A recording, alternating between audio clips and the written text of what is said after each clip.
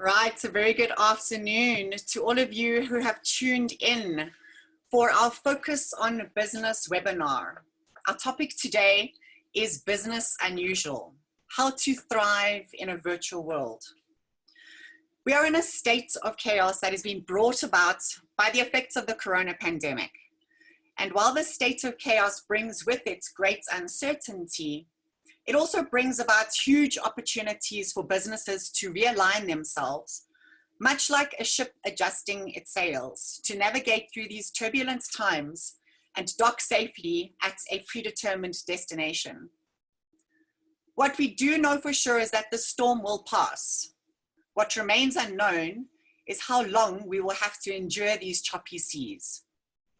It is for this reason that the focus group chose to assemble a panel of experts who will share a wealth of knowledge and experience on the strategic topic of how to gear your business to not only survive, but thrive during the corona pandemic and beyond. My name is Liz Moore, and I'm a member of the focus group. The focus group is a boutique human capital services agency, and we focus on the people element of business, and specifically how to unlock the potential of your workforce through the careful manipulation of levers that focus on leaders, your teams, and then the individuals of a business. Before I introduce our astute panel, I'd like to bring your attention to 5 small housekeeping guidelines. Firstly, could we please ask that you keep your microphones on mute to ensure clear audio for our listeners? Secondly, please use the chat feature, which you will find on the right-hand side of your panel, to communicate with us and to ask us questions. We will also be releasing polls during the course of the discussion. These are anonymous, so please do feel free to participate. And we will be sharing a recording of the webinar after the event through a post-event communications email, so please look out for that. Lastly, please sit back and tune in as we kick off with the introduction of our incredible panel. So with no further ado, I'm extremely excited to introduce our guests to you today. I'm starting off with Pavlo. Pavlo, hello to you, welcome. Pavlo is the resident entrepreneurial and business growth content contributor for a variety of radio and TV stations. He's also an internationally acclaimed keynote speaker and draws on 25 years of direct experience in conceptualizing and building businesses across 4 continents. His book, Sweat, Scale, and Sell, introduces the asset of value method. And this unpacks how businesses can find growth in a no-growth economy, as well as how to make an impact and secure big returns. Hello, Pavlo. Say hello, Pavlo. Hi there, Pavlo. Right. Our second panelist, Brad Shawkend from Still Human. He's a behavioral specialist. Hello, Brad. And he helps organizations worldwide to connect the dots between leadership, employee experience, innovation readiness, and he also helps us understand how these critically impact business relevance and specifically how to achieve sustainable performance. His book, We Are Still Human and Work Shouldn't Suck, unpacks how to build relevant businesses and exceptional work experiences for human beings in a world that has gone digital crazy. Hello, Brad. Welcome. Our next panelist, Sharon Lefkowitz, is a colleague of mine at the focus group. Hello, Sharon. Sharon is a human capital management and development specialist, and she consults with small, medium enterprises and large corporates in all strategic and operational HR management aspects of the business. William van Aarde. William, say hello, William. Hello, William. He is from the Talent Seekers, and he's an industrial organizational psychologist. He also specializes in talent management and specifically in coaching businesses to success by aligning the individual to the job, to the organization, and then to the industry. And last and certainly not least is Colin Erasmus.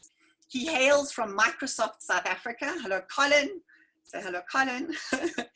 And he heads up the Modern Workplace Business Group, which is committed to putting the right digital tools in the hands of businesses to connect and support employees wherever they are to drive productivity, engagement, and collaboration. We're going to dive straight in. We have limited time, 90 minutes, and I want to ensure that you get the most out of this time. So I'm going to ask our panelists to set the scene. The world of business has changed. And what does this mean for us? And how do we actually navigate this time of crisis and uncertainty to ensure survival? Pavlo, would you like to start off by setting the scene for our listeners, please? What is this business unusual space that we find ourselves in today? Yeah, it's not business unusual. Good afternoon, everyone. Thank you for having me, Liz. It's an absolute pleasure. And thank you to everyone who is not at work working, giving up time. That's very appreciated. So there are a couple of things. You know, the first approach is to recognize this, that whatever you did in your business to get you success pre-corona will have to be different to get you success post-corona, because the world has changed, and the world has changed permanently. If you look at the scenario over the next 18 to 24 months, we're in lockdown now. The lockdown will continue for some businesses from the 1st of May onward. There are 4 different tiers of businesses that will be introduced back into the economy slowly but surely over a period of time. And all of them will have to practice physical distancing measures. That's the first thing that I've become very aware of. The next thing is the extent to which we migrate into and out of the 4 different stages of lockdown will depend entirely on the capacity of our health systems to cope with people in peril, people in danger, people in need. In instances where the health systems are severely strained, we're going to then migrate back into a form of lockdown, and it might only happen through certain industries until it gets to a point where it's of critical capacity in the healthcare system, and we'll migrate back to a full lockdown. But this is likely to continue for at least the next 18 months. The first vaccines that are due to come out are expected to come out in the first quarter of next year in the United States, and they will be made available right across healthcare workers and people on the front line of the virus. They'll then next be made available to people in high care or high risk, like the elderly and old age homes and those types of environments. And a full-blown vaccine is estimated to be made available to the rest of the world probably around June, July, August next year, based on current medical knowledge, which is scant at best in any event. So from a business ownership point of view, we should imagine that we are in this for the next 18 months. And in understanding what you should be doing and how you should be approaching it, there are really two, let's call it, frameworks you can use. The first framework is to understand what sector you're in, and whether it's a high-risk sector, medium-risk sector, or low-risk sector. So for example, a high-risk sector is any sector involved in the social economy, one where in which you rely on densely collected groups of people. So casinos, airways, the air brands, public transport, retail, restaurants, eventing, very specifically, very high-risk businesses, and things are going to be pretty tough for some time over there. The medium-risk businesses are businesses like yours, Liz, which are involved in professional services. They're still able to trade, they're still able to deliver services across digital landscapes if they've set themselves up to do so.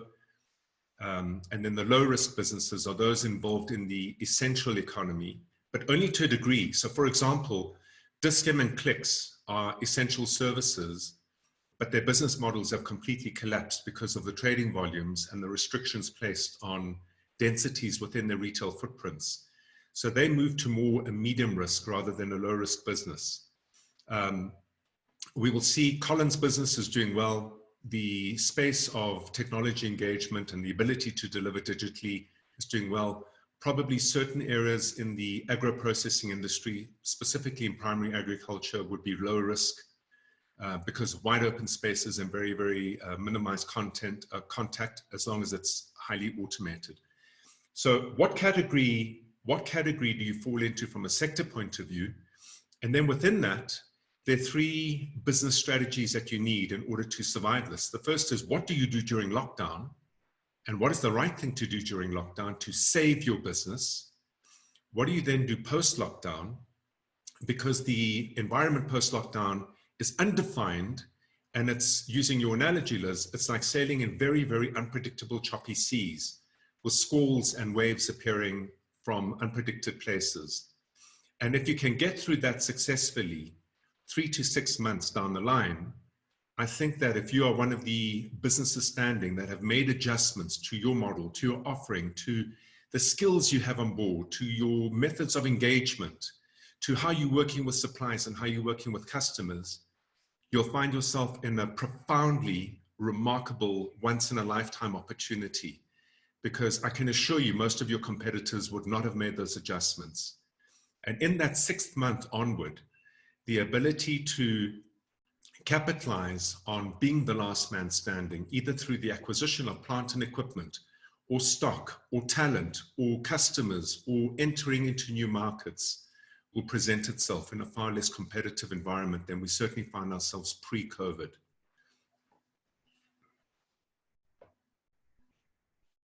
Right, so I'd actually like, or we would actually like to get a gauge on who is listening in and tuning into our webinar. So what I'm going to do is I'm going to release a very quick poll. Again, it's anonymous, so please feel free to participate, where we're going to just gauge some interest or some information pertaining to how many people are employed by your business, the complexity of your business, which we ascertain through your turnover, your annual turnover, and then just to get an indication as to what position you specifically hold in the organization and where this role of responsibility is within the business. The poll is being launched now. Please feel free to respond. I'm going to move over to Brad to ask Mr. Shawkind if he could share his view on the state that we are currently finding ourselves in and how this specifically relates to culture and employee experience.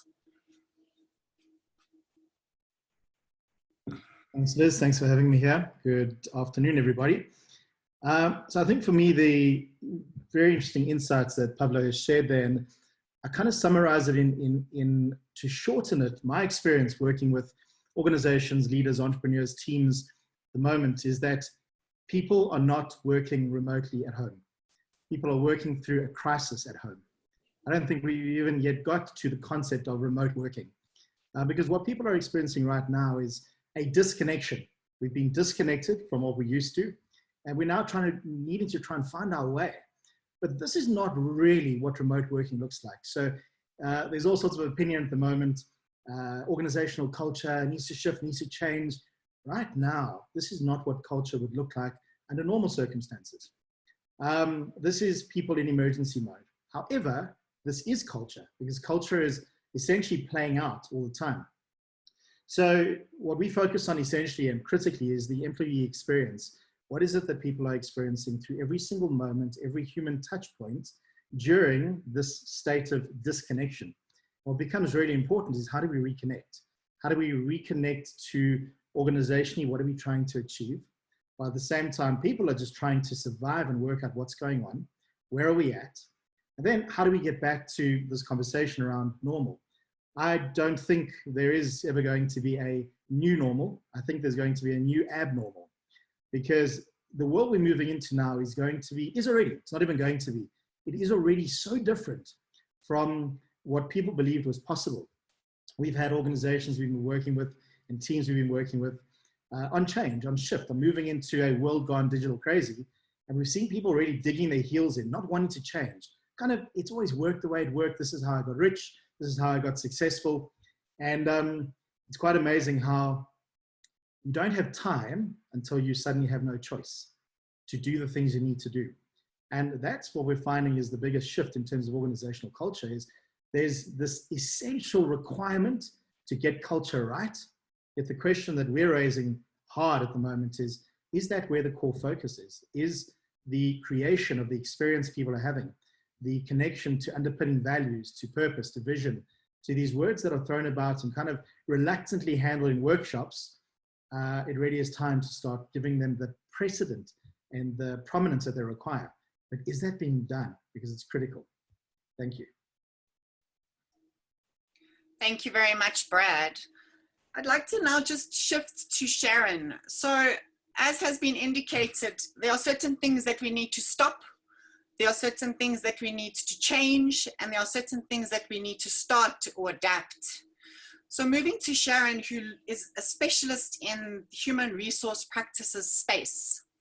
Sharon, looking at HR policies, how we manage people, considering the space that we're in at the moment, and looking at that concept of what do we stop, what do we change, and what do we start? Can you speak to that, please, and just give your view on the current state that businesses and teams and individuals find themselves in? Yes, thank you, Liz, and thank you for listening in, audience.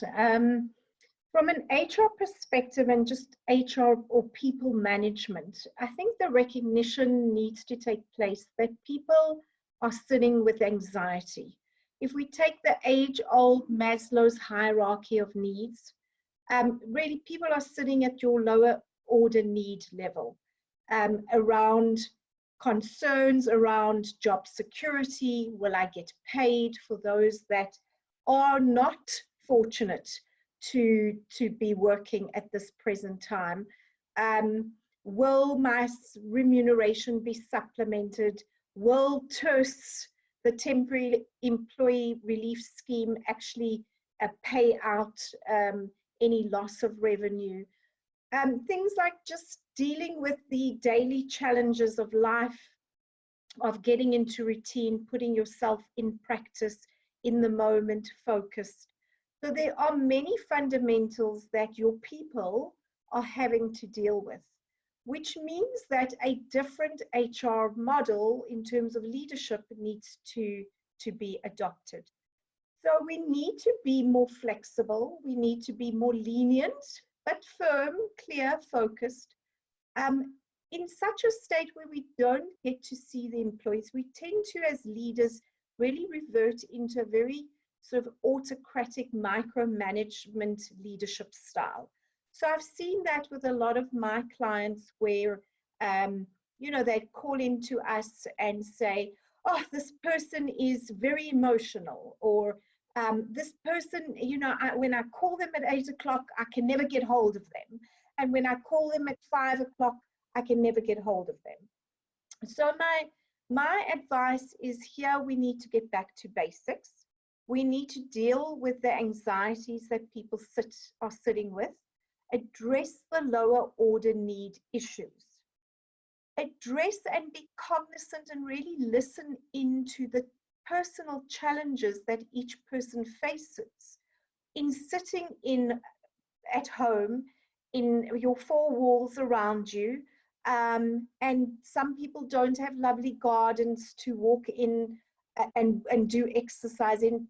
Be mindful of that as a leader, and rather focus your energy on working towards deliverables. If you're very clear on your expectations, then people are clear on deliverables, and rather manage deliverables as opposed to online activity is what I'm recommending. So hopefully I'm saying the stop, start, and what is the continue. I think just continue being a hands-on leader, continue being there to support your people, and just, yeah, that's about it for now, at least. Thank you very much, Sharon.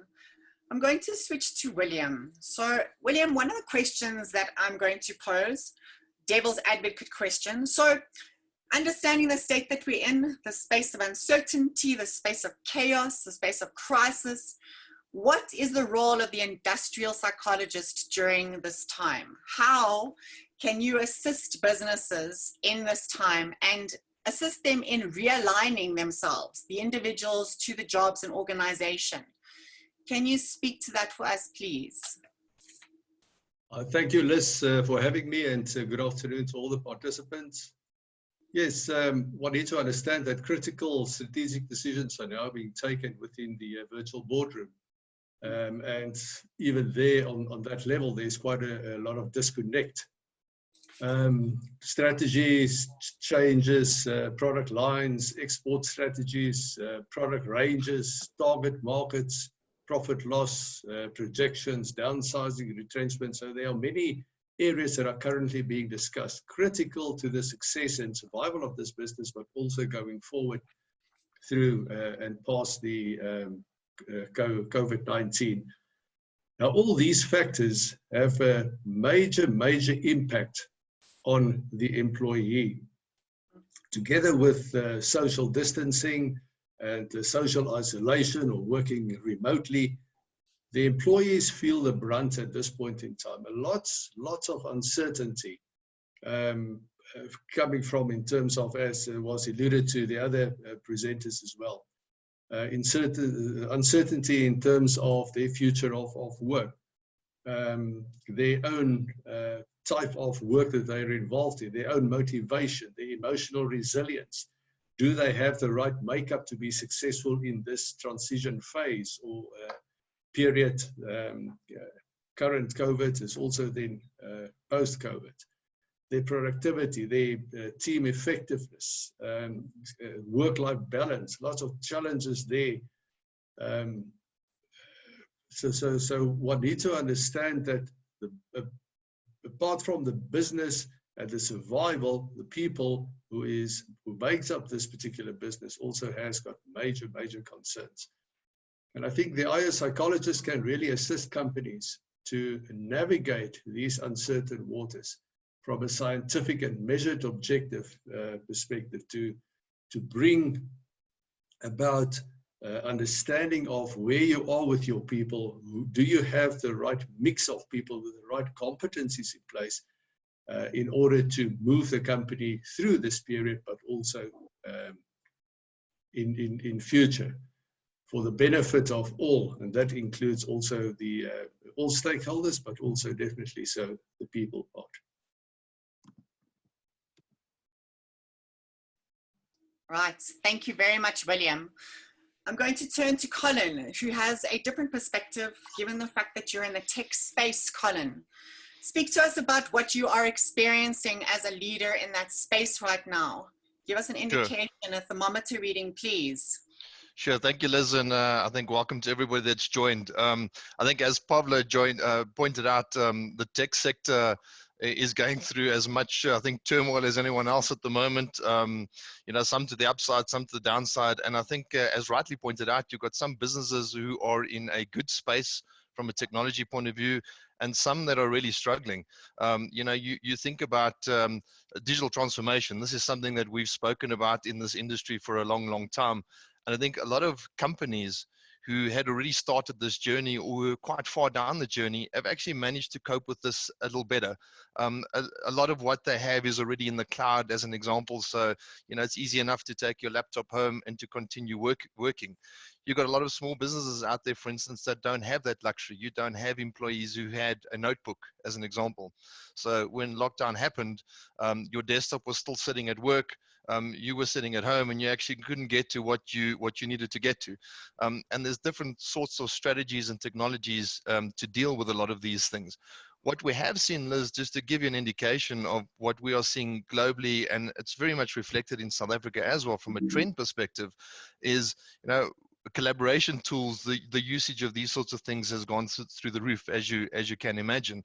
And if you look at Microsoft, and I'll give you our perspective, is prior to the lockdown, our collaboration platform, which is Microsoft Teams, you know, we saw an increase from 900 daily minutes being used on this platform to 2.7 billion daily minutes. Wow. So we saw an absolute spike in this, and you can imagine, even from a network point of view, we had a lot of people scrambling, trying to figure out how to cope with this sort of traffic across the networks. And then we saw a lot of customers phone us and say to us, and partners phone us and say to us, you know, Colin, how do we get online? How do you enable my people?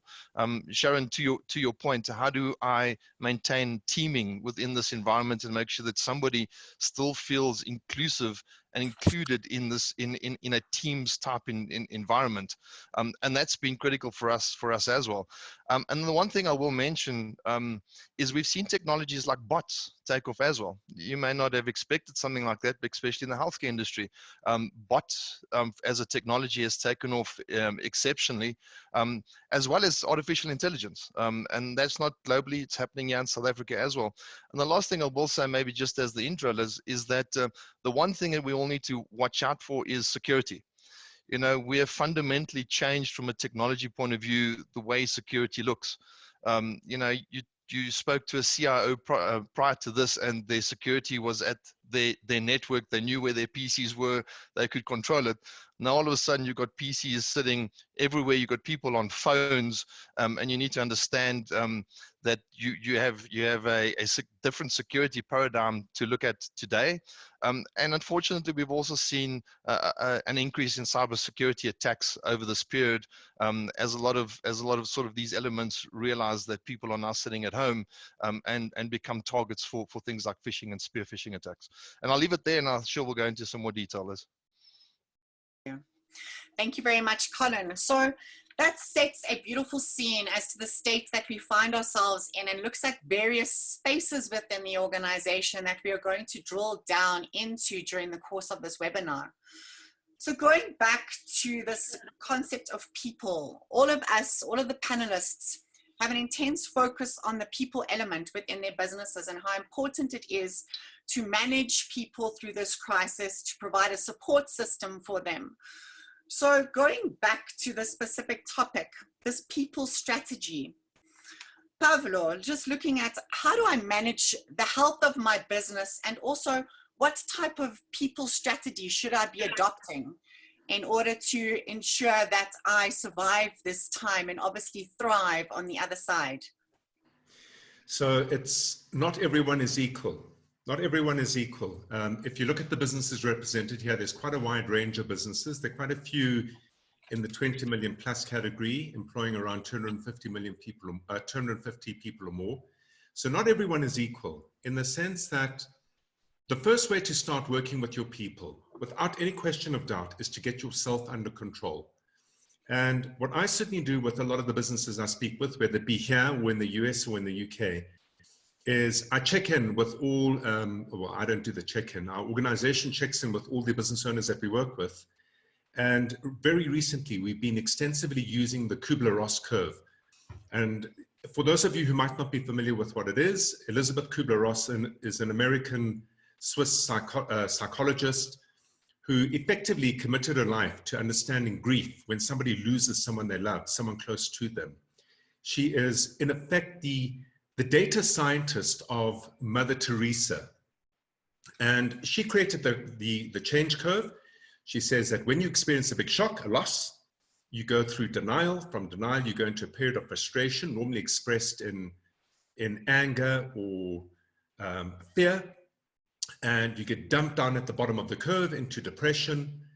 And she was very interested to see how to move people out of the depression stage, which is an inevitability when you lose something special and something close to you, and migrate you back up into a positive space of being. The reason it's important is because if you are the investor behind the business, if you're the owner of the business, if you've started this business, for many businesses, you had plans at the end of last year, you had plans at the beginning of this year. You had started to find yourself in an environment here in South Africa where socio-politically we were stabilizing. We were starting to leave the stages of the Zuma destruction behind us. We were settling the socio-political space. We had some challenges in our economy, but the rays of hope was certainly shining through. And many businesses had fantastic plans at the beginning of this year. And all of a sudden you get this smack in the face. You didn't ask for it, you didn't expect it. And the sense of loss that people have experienced is quite profound. So if you look at the Kubler-Ross curve and clarify where you are in it, to understand what you need to do to get yourself into inspired positive action, a large part of which would be driven by necessity, hopefully, when you engage with your team, be cognizant of the fact that they are in various stages of that psychological change curve. And your job as a leader is to get them into a positive space. One of the best ways to get certainly people into a positive space when they're feeling fear or when they're feeling depressed is to get them acting. Because the moment you act on something, you feel you have control over it. It's not to say the action will be right, but the mere act of acting gets you into a space where you start to believe that you can get control of this thing. So in the engagements we've been having, we've first been working with the leader in the business themselves, and then the senior team that sits behind them in order to transfer it down into the organization. All of this is not going to be possible if you don't have means of communication, because the 4-day notice period leading up to the announcement to shut down was pretty severe and pretty intense. And to go to Colin's point, we're still working with organizations that are doing 50, 60, 80, 150 million rand a year, and they haven't put any process of engagement and digitization in place that allows them to speak to their teams. The next thing that we went and did, Liz, is we said, and this is really, really harsh, but I speak from the perspective of a business owner, someone who has thrown and risked everything into the business that they are running and building and driving. We turn around to business owners and we say, look at your business like an onion, because an onion's got 3 elements to it. It's got the heart, it's got the next layer, then it's got the outer layer. In the heart of your business, identify everything that is core and strategic, from the assets you have, the people you have, and you define those people as, this is the group that I need that should we not open for the next year, I would still be able to start if I had them on board. So let's use an example. If we are a business analytics business, the key resources I need, the ability to take data, manipulate it, slice and dice it, and the ability to present it beautifully, visually, so it speaks effectively to my clients. If I'm a data analytics business and I've got 300 people employed, those capabilities sit in my core, they're strategic to me, and that's the first group of people that I need to secure and bed down. What then happens in the next layer is everything that is strategic but not core. So for example, in the data analytics business, that would be your hardware. You do not need to have the techie that's going to be responsible for getting the hardware optimized and working well and working effectively. You need that capability. It's strategic, but you don't necessarily need to have that in-house. And what we're arguing over there is that that team has to shift its focus towards a partnering mindset and upskill towards partnering, because that's where the jobs would be shared if you are trying to preserve capital. And then the final, the outer core, is everything that is non-strategic and non-core. And the silliest example I can give you is probably stationery. It's anything that is a commodity. It's ancillary to the business. It makes things nice. It makes things work, but it doesn't fundamentally hurt the business at all. So we've been looking at people from that perspective. And again, I'm arguing it from the position of a business owner that has adopted a view that says, in the lockdown period, I have two key objectives. Number one, preserve capital.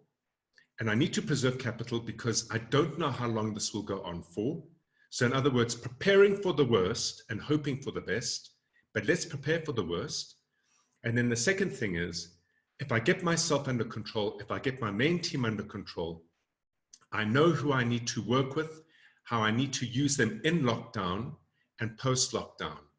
And the work that's been done in lockdown is a deep engagement around your supply chain to understand what their world looks like. For if your suppliers fall, you fall. And specifically looking at your customers. And all those engagements with customers now must not be transactional. They must be relational. In other words, engagements that are saying, how has your world changed? Where is that customer on the Kubler-Ross curve? Where are they in terms of a high, medium, low risk in the economy? Will they be around in 6 months' time? Practically, do they still owe me money? Do I need to get the cash in? If they're loyal customers and they're sustainable customers, should I stock them up before I go seeking new business in order to secure and lock them down?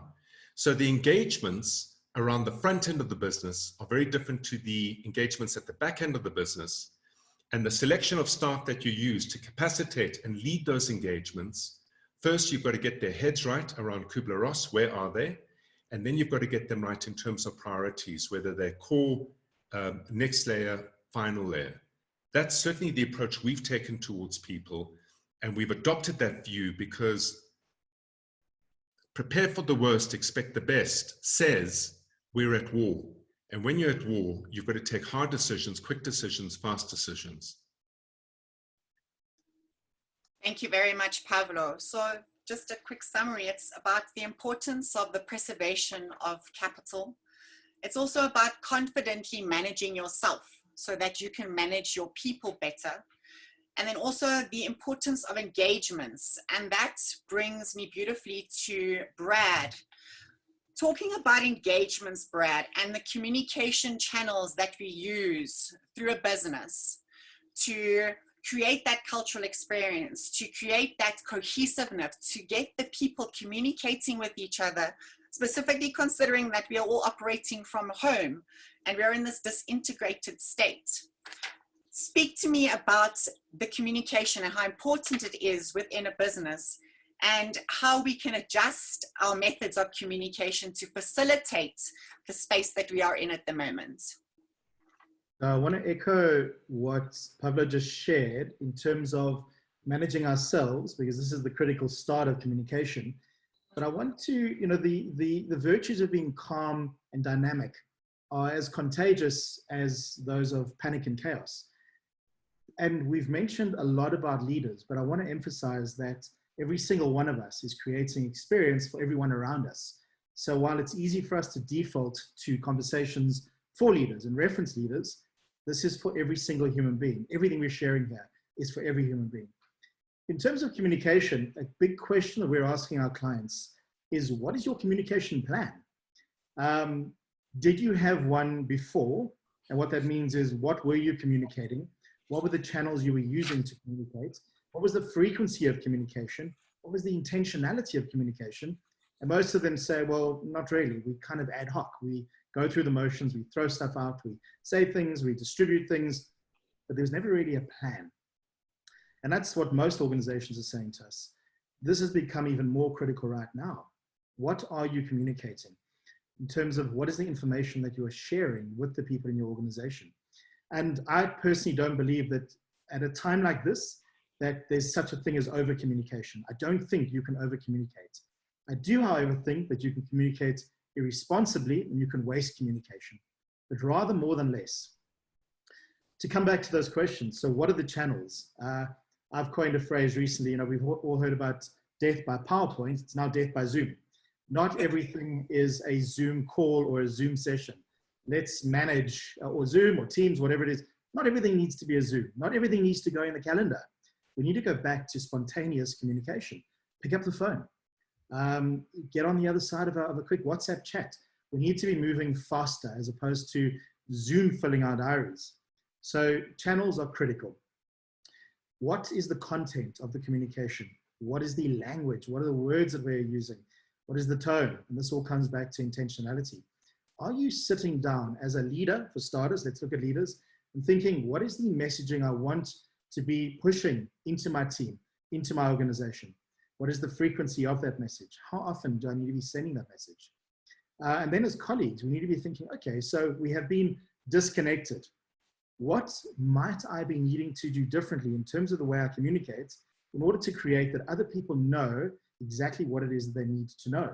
Or am I sitting here in an assumption that they know what they need to be knowing and nobody knows and we're all just going backwards and forwards? And the fastest way to a breakdown is a missed expectation. So it really is critical right now to be getting clarity. And when you're issuing instructions, and this is a technique we share anyway in the non-remote world, but when I'm asking you to do something, what I need to be doing is I need to be saying, I've issued the instruction or the request. I need to be saying to you, can you just explain back to me what you've understood of what I've asked for? Now, it's really important to get the tone right. It's really important to pre-frame by saying, I want to make sure that I have delivered the message as best as I could. Otherwise, they think you're testing their stupidity. And what happens is, more often than not, almost every single time, people don't explain back with accuracy what we've asked, which means they weren't listening and we didn't explain well enough. And what this means is next time we explain it better, and next time they're already dialing up their listening because they know we're going to invite it. We've just saved a whole world of drama by getting that clarification up front. The second piece that becomes really interesting here is, how often do we check in to see that it's being done the way we want it to be done? There's a fine line here between micromanagement, because those micromanaging tyrannical type leaders who like to oversee and lead people in the office space, well, what they've done is they're now going, hey, I can't micromanage anymore because we're remote. Yet they're doing exactly the same thing at a distance. We need to work out a more constructive communication process to check in and see, okay, are things being understood and done the way they need to be understood and done? And to create some rhythm around that. We had a rhythm before, we need to get back to having a rhythm. And for me, communication is all about clarity, intentionality, and rhythm. Liz? Thank you very much. Thank you, Brad. So clarity, intentionality, and rhythm, and the importance of not falling into the space of micromanaging. So the question then is, how do we enable people to perform? And this brings us on to Sharon. Sharon, looking at what our previous panelists have spoken to and building on top of that. So the question I pose to you is, how do we adapt the people management strategy and methodology within the HR model to suit this new fragmented workspace? Yeah, thank you, Liz. I mean, some interesting insights from the chaps ahead of me. And I think we really are building on one another's the same points or similar points and similar thinking. You know, companies in the last sort of 18 months to 2 years have started to look at the new agile way of working, the new ways of working, or NWOW. And yet many companies don't really understand what does that mean. But believe it or not, we've been spearheaded right into NWOW. And it's a way of looking to boost flexibility of working, engagement of employees, retention of our teams, by rather removing your typical traditional management or leadership barriers, our typical traditional management styles of the past, and really bringing it into line with a completely new way of working, a multi-generational workforce, and a digital age.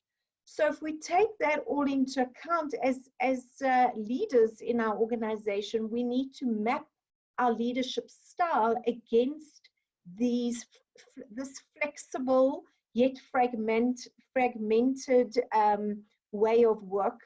And as leaders, the best way to do it is to pick up, yes, robust communications, etc. I come back to, you need to focus on deliverables. If you know what if the expectations to your team are clear in terms of what you expect them to deliver on, let them work when they want to work. If they choose to work from midnight to 6 in the morning, let that happen. Be flexible with that arrangement to obviously a point. I see Pavlo saying, are you crazy? That sounds strange. I see his body language. But yes, there's got to be some engagement during the day, but the principle at hand is be flexible. Let's not manage people in the traditional way in which we manage them, with an expectation of working 8 to 5, for example. Set some core hours in the day between, say, 10 and 2, where everybody is online, available to do Zoom meetings, etc., discussions. And then let people have the flexibility around that, so that they can manage their lower order needs. I come back to that, the issues that they're grappling with at home, in their virtual spaces, and then, you know, deliver accordingly. I do, however, want to say, Liz, we need to be remiss, we need to not be remiss about the fundamentals, the foundational components. So it's all well and good to say, how do we lead, how do we manage, how do we communicate, etc. But if we don't target the anxieties that our people sit with and deal with those as leaders, how do our people really trust us as leaders to really have their best interests at heart? So if you're coming back to your different business models going forward into the next couple of months, you know, I like the principle of the onion. Thank you for that, Pavlo. Is decide where you're at. Decide as a business what is your business strategy, so that you can then address the relevant affected employees accordingly. The more you delay in not communicating about the position of their jobs in relation to the new business model, the greater the anxiety, the greater the negative dissension, and the greater the dysfunction. So really important to deal with that. There are many ways in which you can look at various alternatives in this time, which perhaps we leave over until we get to that, you know, in terms of the next discussion round. Thank you. Fantastic, thank you. Pablo? I would love to. So Sharon, I'm so pleased you love the onion. I really do, because I actually learned about the onion in a completely drunken state about 7 years ago, when I was forced to drink half a glass of wine. I get drunk in an instant. And I was sitting across the table from Marco Tefani from Anglo American, and he said, "What do you think of my business?" And I slurred to him that I think it's like a big fat onion where they've lost direction 7 years ago. So that's where the onion came from. But so I agree with you that people should be allowed to work at their own pace, but it really depends on what your strategy is, because in lockdown, my view is that you should be leading from the front without a doubt, and you should be leading by way of example. And what that really means is when I saw, so the first time I saw the lockdown happen was in Hong Kong. We've got 2 clients in Hong Kong. And I was very, very engaged with him during that period, because it was pretty inevitable in December already that it was going to come to South Africa. And the engagement was fierce and frequent and daily, actually, in the first week. And I said to them, you know, what's happened with your staff? And they said, everyone panicked. Everybody panicked. And when people panic in the early stage, when they panic that perhaps they could lose their income, they could lose their job, they could lose their opportunity, I think it's really critical, and this is very unfair to all business owners, but generally it's, you know, life is unfair to business owners. You've got to take a view very, very quickly on what it is you're going to do. And in that lockdown phase, it has to be about resetting your business in every single shape and form, for the simple reason that we are moving into a permanently different world space. And what we saw working very well there was, instead of being a general commanding your troops, you became a warrior leading your troops from the front. And these two business owners started to lead 2 very distinct teams facing the market in order to get the reshaping of their value propositions done right. And for that to happen, and in order to attend to the fact, Brad, that people were nervous and apprehensive and concerned, they immediately took their lead teams and worked with them to co-create those new offerings. And what that does is it immediately gets strategy, an urgent strategy, from mouth into action right across the team up front, as opposed to thinking of a position, then communicating it and watching it cascade down the organization. So they did it in action, they did it through action, and Colin, they had already gone and set up very quickly Zoom sessions. Every single day there was a check-in. Every single activity was measurable. So when the business owner withdrew, he or she could still see whether those teams were delivering against those measurables.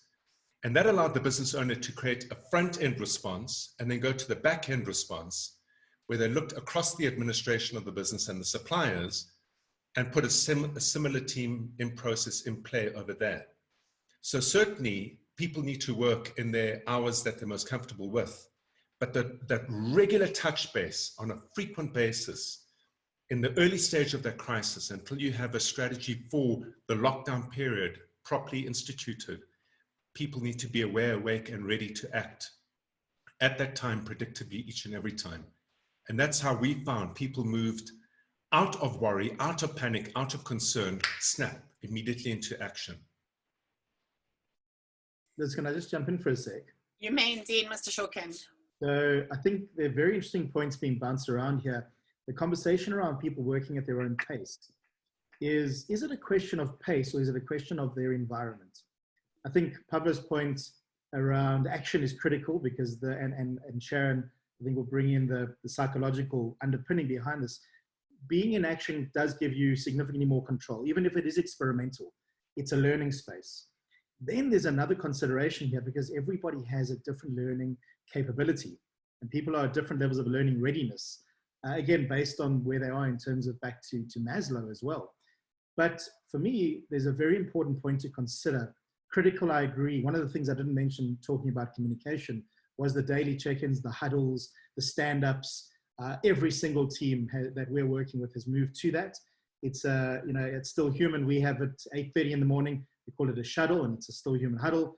We've got some rigor around what we do, and it's did we get done what we wanted to do yesterday? If not, what got in the way? We want to get things out of the way. Let's learn what got in the way. And it was, geez, I just couldn't get anywhere. How are you going to move forward? What's the plan for today? And the plan can be, I'm going to do a half an hour of this thing and I'm going to watch Netflix for the rest of the day. If that's the plan, it's fine. If that's where someone's at, if that's what their day looks like, cool. Any help that you need from me and what do I need from you? And we've covered the basics. In the shuttle, we know what we're doing, but we had a moment of connection as well. What it's also done is given me rigor in terms of, I know every morning at 8:30, I'm in that thing. And it kind of changes the game in terms of framework and structure. But a very important consideration, not everybody's home life is the same. I was in the very last face-to-face meeting I had before we went into lockdown. I was with the CEO of a big company. We were sitting in their boardroom at their offices. And she came in all oblivious of the fact that we were now social distancing. I had gone through their security gate. The guards wanted to give me a pen. And I was like, don't touch me, leave me alone. She came in, she wanted to shake my hand. I was like, you stay over there. And one of her ExCo members dialed in because he had been traveling. So he was already in isolation. He's on the big screen. And she says to him, Thabo, I mean, you have no idea what company I'm talking about. So, Thabo, are you in your bedroom? She says to him. And he says, well, yeah, because he was sitting with a pillow propped up behind him. He was on his bed. And she said, you can't come to a meeting with your CEO and our consultant coach and you're in your bedroom. And he said, boss lady, he said, you've got two choices. Either it's me in my bedroom locked up and it's quiet, or I'm downstairs in the kitchen dining space and I have 3 kids. They are 2, 3, and 5. Your choice. And he made his point, and it was, she hadn't adjusted her mind yet. We need to be very cognizant that people's home environments are different. Not everybody has the luxury of space and quiet and good facility, good setup. Have you as organizations, is a question we're asking our clients, invested in equipping people to do the work you're wanting them to do? What does that look like? Have you looked at how you best get them set up? And I think this all goes to people feeling a bit safer, a little bit more like they can deliver, reducing the stress. But the consideration is the balance of measured outputs, crystal clarity around what are we measuring as performance, and are they equipped to do that? Otherwise, all we're doing is adding to their stress, not reducing from it. And they're not having the rigor, we're expecting them to be sitting with their bum in their chair. Maybe they just can't the way they could at the office. These are the personalization moments that are so critical. And we need to have a deep, deep empathy for what's going on in someone else's now converted workspace. Brad, Liz, just a very quick comment on that, and something that we've been asked about at Microsoft is the one thing that we've got to consider is that most of our employees, or a lot of our employees, have got kids who are now potentially starting online schooling. That is got a different dimension to this altogether. So you think you can work from 8 to 5? Forget about it. I've got a kid. Man, he uses Microsoft Teams, fantastic. But let me tell you, the amount of time I now need to spend with him so that he understands what he needs to do, and he's caught on to it quite quickly. But we've actually spent a lot of time at Microsoft allowing our employees and giving them guidance as to what to do. I think Brad or Pablo, I can't remember, you guys spoke about leading from the front. We've actually said to our managers things like, and it may not work for every organization, but things like no meetings before 8:30 in the morning, as an example, so you can get your kids ready for school virtually. No meetings after 4. We've also said to our employees and given this advice to our customers and our partners is, please don't expect your people to be in front of Zoom or Teams waiting for them to ping you and for you to give an answer. But you have to set that expectation because it adds to that anxiety of the individuals. And you raised another point, and I'm quite bad because you may have seen people walking behind me. I talk about setting up your work environment at home because I think that is also exceptionally important, that you set that up and that you measure yourself and you create boundaries. I personally have found I'm working a lot more because I have the technology available to me and I'm very lucky. But we have to set those boundaries or otherwise things can get out of hand quite quickly. Thank you so much. Sorry, Liz, but it's in flow. So please, apologize for this. But so Colin, you know what? We talk about what we did is we got everyone in our team to understand what a stage meant, what a frame meant. And for those, Brad, that never had 15 rooms in their home, we created virtual backgrounds so they could at least present themselves in some form of, professional engagement.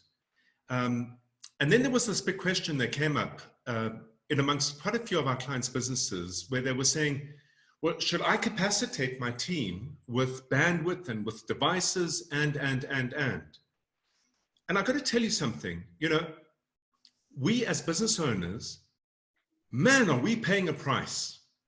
So we had 5 years, 7 years, 8 years of looting in the Zoom administration, which completely stalled the economy. Then we've had Eskom doing its thing for how long now? And the assault on businesses, especially mid-tier businesses, privately owned businesses, mid-tier businesses that are funded by private shareholders, not big, asset management businesses. And I turned around and I said to them, look, I've got a slightly different view. And I draw back to an engagement I had about 4 years ago in Detroit, where I landed up speaking to 250 people. And I turned around and I said, in as much as a business owner is there to create economy and to create opportunity and to serve clients and to build economy around its ecosystem of customers and suppliers and what have you, as employees, you have to earn your rights. You have to earn your rights to work.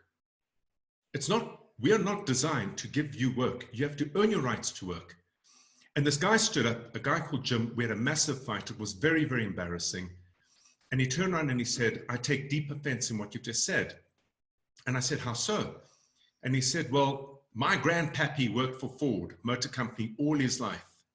My pappy worked for Ford Motor Company all his life. And I did until about 3 years before. And then they made me redundant. I said, why did they make you redundant? He said, well, they moved production to Mexico and they moved production to the West Coast in order to get into the autonomous vehicle industry. And I said, okay, Jim, what did you do to make yourself valuable to that company? And there was this awkward pause. And he said, I don't have money to go to university. And I said, well, what about Udemy? What about Khan Institute? What about getting onto YouTube and learning how to code from scratch? From scratch. How do you make yourself useful? And with this pandemic, as horrible as it is, we have turned around certainly to our business owners and said, you need to ask your staff how they're going to make themselves equally valuable to you. Because you as the business owner carry the cost of the investment, you carry the risk, you carry the sacrifice, you carry a shitstorm of note. And now when people aren't traveling, they want you to pay for their connectivity. Well, surely the travel money should go into the connectivity issue. Surely that's how we start to balance the equation and let everyone carry a bit of the load. Because if they don't, I promise you, the stress out there in the heads of business owners and the lived experience of business owners, it's simply just not fair. The mere fact that the economic strategy to the COVID crisis is not fair is just another issue that compounds it. And the argument we put out there is, staff, please make yourself valuable. Think about what it means. If you're not sure, ask, but make yourself valuable and invest in making yourself valuable, because this is the time to do it. And Liz, one point, and I do apologize, and William and guys, I want to give you a chance. I want to give you one quick example, Pavlo, of how technology is changing over this period. So there's a concept called power applications. And we also talk about a concept of a citizen developer. Brad, you spoke about information flow, and we believe from a technology point of view that is absolutely critical. So 2 bits of information flow during this period. The one is information flow from your organization out to your customers and your partners or your supply chain to let them understand what's going on with you as an organization. And secondly, and more importantly almost, is information flow from internally within your organization to your employees. Now, Power Apps is a technology that we've made available, it's been available for quite some time, that we call a citizen developer can actually go and develop without writing a single line of code. And Pablo, I think that talks to how do you make yourself viable within this time frame. People can go online and go and learn how to do this stuff themselves and actually make themselves successful during this period of time. So there's a technology example of how you can actually make your business a little bit more sustainable during this time, but actually gain a new skill. Right. Thank you very much, Colin. Thank you, team. Amazingly rich content that we are sharing with our audience. I want to move to William now. So William, we understand that the way of work has changed. We understand that we are dealing in this virtual space. We have disintegrated teams. We're trying to facilitate communication, cohesion between individuals to build these teams up again so that we can speak to what the business requires in order to navigate its way through this time. So just looking at your specific space, what would you say are the success criteria or the critical success factors that would lend themselves to a virtual team that thrives during this time? Liz, I think in order to understand that, let's just give one step back and just relink the different dots. We talked about strategy and the revision of strategy. Now, obviously, we understand that structure will always follow strategy. So it's important that one need to make sure that when you populate the structure, that you have the right capacity on board in order to do that. So your resources becomes very important in terms of people, because people are now, as we already now discovered, a critical component to take your business from where it is currently into the future. And of that resources, Sharon mentioned the word there, that we require them to deliver on specifics. Now, what are those objectives that need to be delivered on?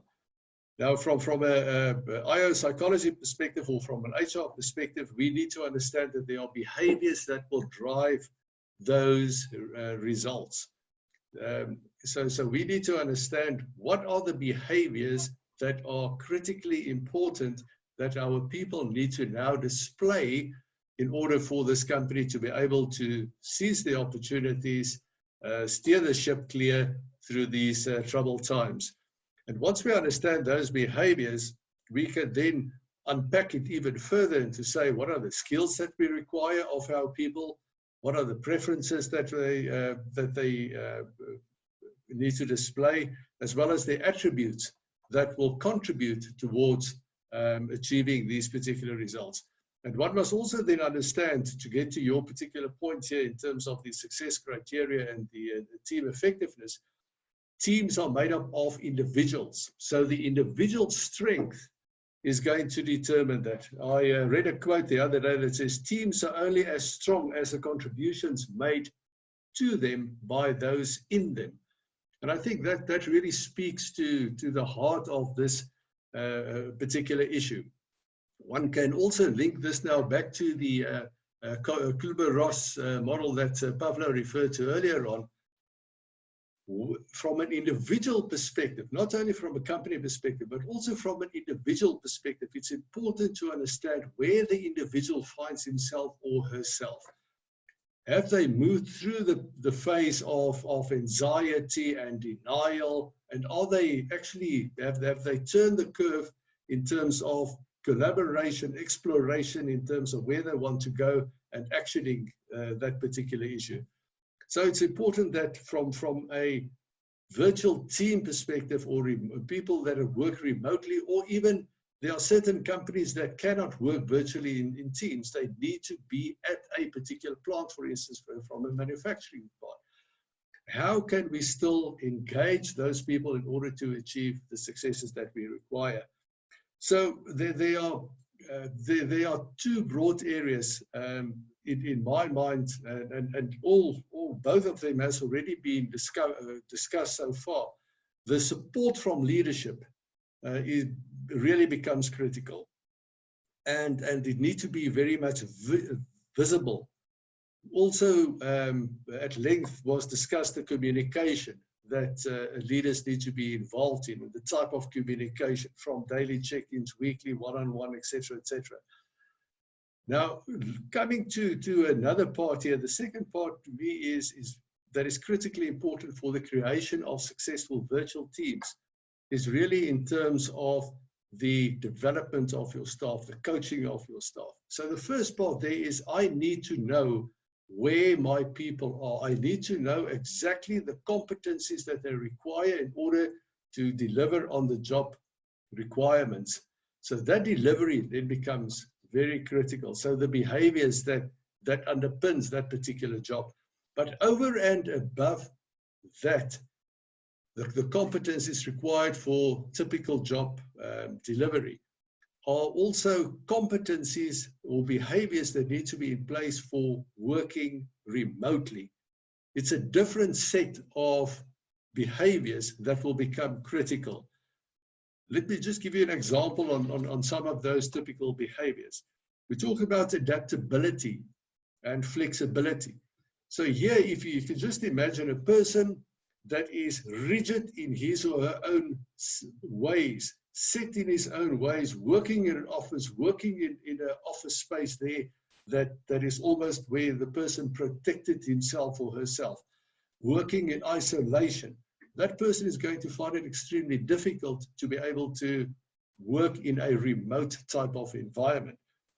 Working autonomously becomes very important, because the manager or the leader is not always there to engage and to facilitate certain processes. So this person is expected to be able to deliver by himself or herself.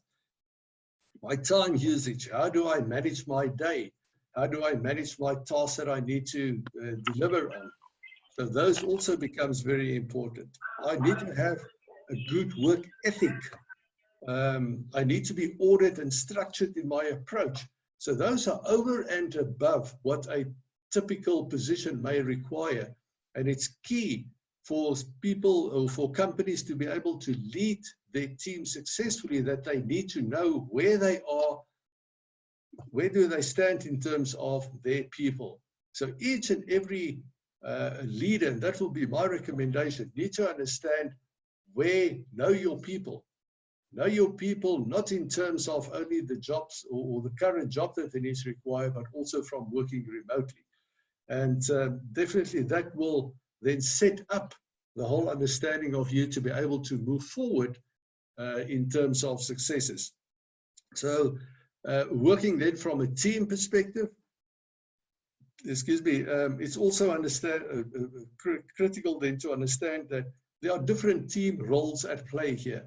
Not all people are the typical idea generators or the thought generators or the harmonizers. Different people are at play here. Now, does that change from a virtual perspective versus office perspective? Obviously as well. But we need to understand, not only in terms of the behaviors that the person brings to the party for the successes of the team and success of the business, but also the typical team role that that person will need to play. And we need to make sure that we have a mix of all those team roles within a team to be successful. You can just imagine if all the people there are typical leaders, they want to be in charge, they dictate, and they lead the way for for what the team need to achieve. But if we don't have the people there that can focus on analyzing what needs to happen, asking critical questions in terms of the execution, if we don't have people that can deliver on those results, we will have a mismatch of those teams. So that also then becomes critical. So I think just to summarize what it is that I'm saying, one needs to understand your individual first and understand what that person brings to the party from a competency perspective, but also understand where they are in terms of the behaviors expected to work in a remote environment, and then to mesh all of that into the team and the effectiveness of the team so that the company can achieve the results. Thank you very much, William. So just taking on that idea about, there are new behaviors that need to be adopted by teams and by the individual team members in order to facilitate this new world of work that we are operating in. So the question that I'm going to pose to Colin is, so with this concept in mind, how do we facilitate that? What enabling technologies are there available to us that can facilitate that conversation and that feeling of being part of a team again? I know that if I can just refer back to our experience, as soon as lockdown was announced, we were geared to operate in the remote space. And one of the things that we had at our disposal was Microsoft 365. So it was easy for us to shift our communication into the team space, which facilitated this ability to operate and continue business as usual, though it was business unusual.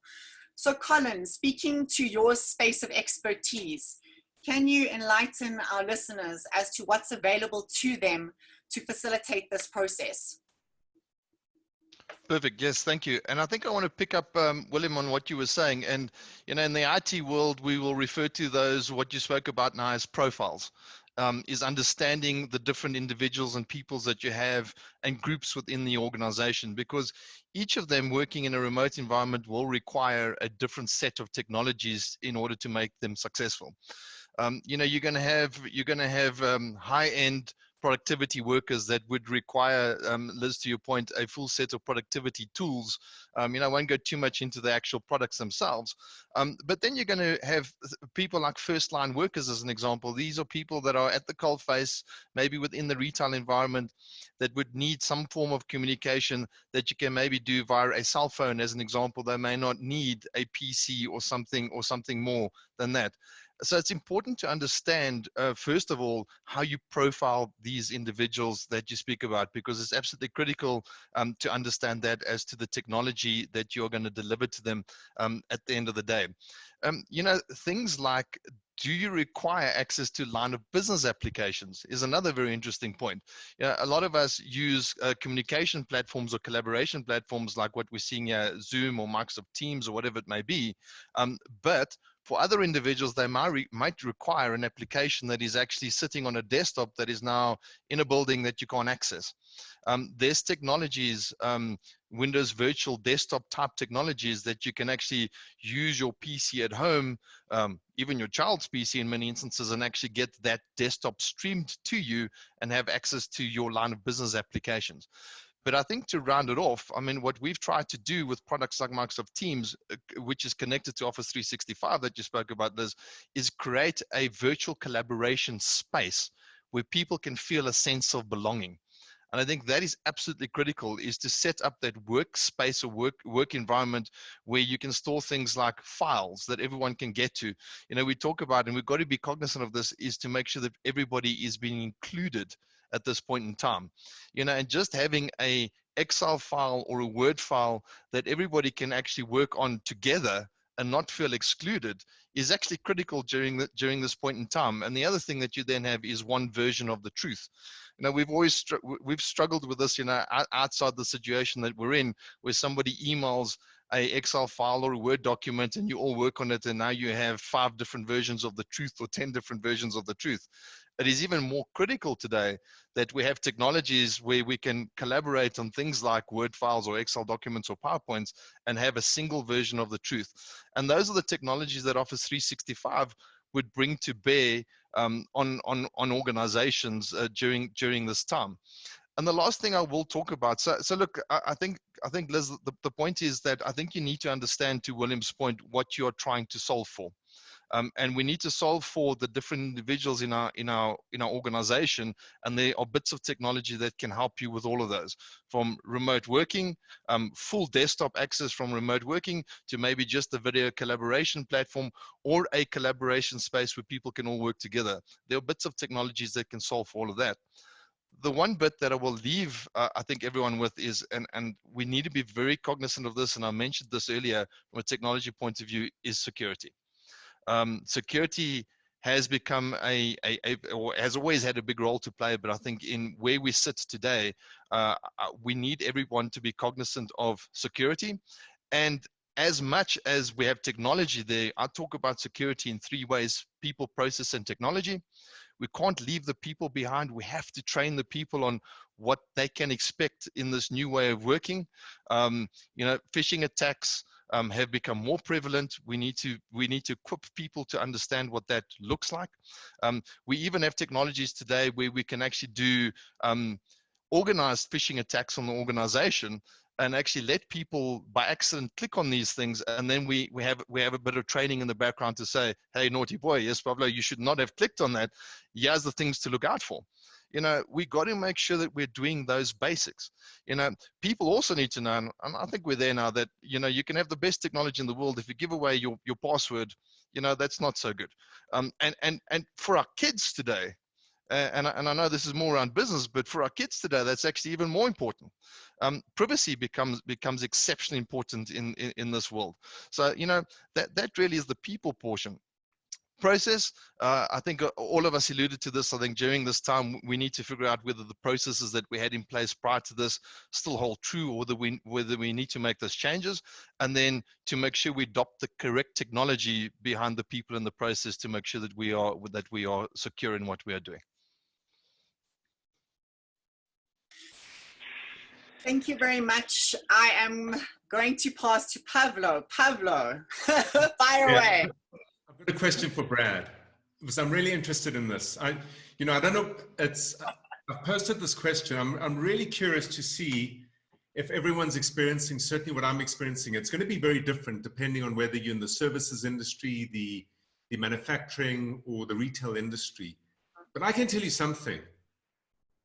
We will be reducing our floor space by 60%, minimum globally, minimum.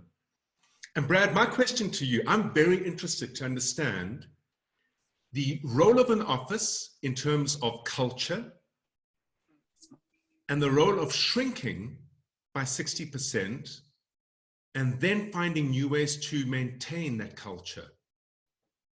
It's a great question. So Pablo, the point you raised or challenged earlier as well around equipping people. And it's interesting because my reference to have people got what they need in order to be able to do the work you're asking them to do wasn't necessarily about laptops or data or connectivity, or it's everything. And that is clarity of communication. That is, have they been made to feel safe? It's all the critical touch points of employee experience. Traditionally, those things happen in a contained space. Now, it's interesting you've asked me this question, because what most people probably don't know is I'm actually an architect. I ran my practice for 16 years and built thousands of office spaces around the world.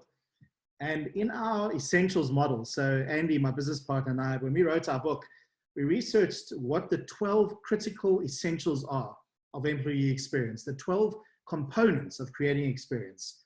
And they still are exactly what they always were, but the how of those will obviously now change. One of them is workspace. And it's that environment to which people come, the four walls, so to speak. What we see more often than not is terrible workspaces. Just because you, big organization, medium-sized organization, go off and employ a couple of my old competitors who we always beat because we understood culture over spatial experience, it doesn't mean you've now created a great workspace. Just because you've bought fancy imported furniture from Germany does not mean you've created a great workspace. Have we considered the experience people are having, the connectivity, the humanness? Now what happens is we've now gone to a world disconnected, where people are at home. They're no longer going to necessarily be going to the office. And my personal opinion is we are not going to go back to work. I think exactly as you've said, there will be a massive floor space reduction. I think intelligent businesses right now should be having a look at, well, what have we just learned? What did we not believe could work remotely is now working remotely, even in a state of crisis. How much better might it work when we get past the crisis? And what do we not revert back to? What's the impact on the bottom line? Now, those big businesses who've gone and spent billions building buildings over the past few years, well, they have their own complexity now because they're going to have redundant space. I think there's going to be a big move towards a blend of home and co-working, where people will work at home. We moved our office from a fixed office for 5 years on the edge of Sandton. We decided we wanted a more collaborative environment. We moved to one of the co-working spaces recently. We're actually about to hop to another one because we don't enjoy the particular culture, the lack of respect, the lack of ways of working in that co-working space. We're going to go somewhere else because we've decided we have that flexibility. But what I've decided personally is I'm now going to blend between home and co-working. I used to wake up 5 days a week, 6 days a week actually, and go to my office. I've loved being at home. There's so much more benefit. Now I'm redesigning my own home life. So I think that what's going to be really interesting here is this new blend between home, something in between, which is going to be co-working and office. But the reality of it is if my workers don't need to come to the office and sit here the way they used to, we can move to a different way of setting the office up. Much more not owned space. But that then does mean, how do we design the total connection of human connectedness, of technology connectedness? What's the hybrid in the middle where technology meets humaning? Because then we will have a different financial situation. I think your point earlier was valid. Well, we're not spending money traveling, so, well, we can pick up the data cost. That's a very valid point. And I think a lot of people aren't seeing their own accountability to where they need to be showing up in this time. So I think the entire world of design is going to change completely. You know, we got a very interesting insight. My partner in the UK turned around and said to me, because they went into lockdown a week before, and prior to going to lockdown, we capacitated all our clients. Sorry, Colin, we did it on Zoom. But we capacitated all our clients on Zoom and all our team on Zoom. And he turned around and he said to me, he said, you know what? We located in central London. We paid 30% premium on salary for the same talent that we could get 1 hour out of London. He says, I'm going to bring down our cost, our overhead cost, our talent overhead by 30%. If this works, and so far it is, that's the first thing. But then my second question that follows on from culture, and I'm not sure who's best placed to answer this, perhaps Sharon or yourself, William. You know, in an office space environment, as a manager, I've got my eyes on you. I can see you. I can see you. I can see if you're working. I can see if you're doing what you should be doing. I can see if you're performing. What happens remotely? Because as a business owner, I'm going to drive the remote and constitute it and bed it down into our business model permanently now. And it's going to be fascinating looking certainly at our management team and saying, well, you know, how are you going to manage the performance of your staff? How are you going to do it differently? Because you can't see if they arrive at work on time. You can't see if they're sober or not. You can't see this, you can't see that, you can't see that. And the traditional way of managing, I think, teams is going to change. Can I add one point to what I was sharing? Because you've raised a great question. There are two questions here about management or about measure. One is the measure of the employee. How are we measuring output? But also the measurement of the leader. How are we measuring the quality of leadership? And because that whole mindset of somebody arrives at work, let's take the employee mindset. I arrive at work, I'm here for my hours, I've earned my salary, I've shown up. But to your point earlier is, how am I being valuable to the organization? What is the exchange? What am I getting and what am I giving? And how am I actually making the boat go faster? How am I contributing to the output of this organization? That goes back to the communication point I raised earlier about clarity of expectation and contract. That's a simple understanding of contract and output, but then it also is going to require a different leadership style. And it's a leadership style we should have been moving to much faster. The less command and control, the much more collaborative, accessing intelligence, switching on and growing, multiplying type mindset. And you know, it was, Brad, it was forced in the UK. You know, what I learned about that environment was so interesting. What the government measures there is revenue per person employed. Right. So revenue per person employed. And what I learned from this is they use it as a measure of productivity, the nation's productivity. And the reason they're concerned about it is because they believe that the Brits are behind in terms of their digital capabilities. The reason they're concerned about that is that they believe that unless you digitize, and you digitize fast, and you become efficient fast, you will be competed with by the tiniest of businesses from right around the world who can connect to you and reach you digitally. And what they went and did is they started to put grants and incentives in place for businesses to automate, mechanize, and digitize. That's what we're up against globally. And if we don't get our businesses to that level, it means we're going to be eaten by competitors that we've never heard of. If we do get our businesses to that level and we learn to manage in that environment and we learn to get performance in that environment, it means irrespective as to what our government does in this economy, we become immediately at the bottom of South Africa globally relevant. Liz, I agree with what Pablo says there towards the end. Just to go back to Pablo's original question, I think there are two areas or two elements here that is critical, and that is trust from a leader to the employee. And the second part is also, where's the focus? Is it on input in terms of the labor, the effort that I put into to work, or should it be on output? From a personal experience, I will always go for output because that is what is measurable. So if there's a trusting environment with the employee and the person delivers on expectation, on the results, then it should be a positive outcome for the organization as well. And I think employees need to understand that the focus is not on how many hours I spend behind the desk. As Brad mentioned earlier on, I can sit there watching Netflix for 60% of the time, but if the 40% of my time is productive and I achieve the results that is required, then everybody is a winner. Thank you very much, William. Thank you to our panel. It has been an absolutely informative session.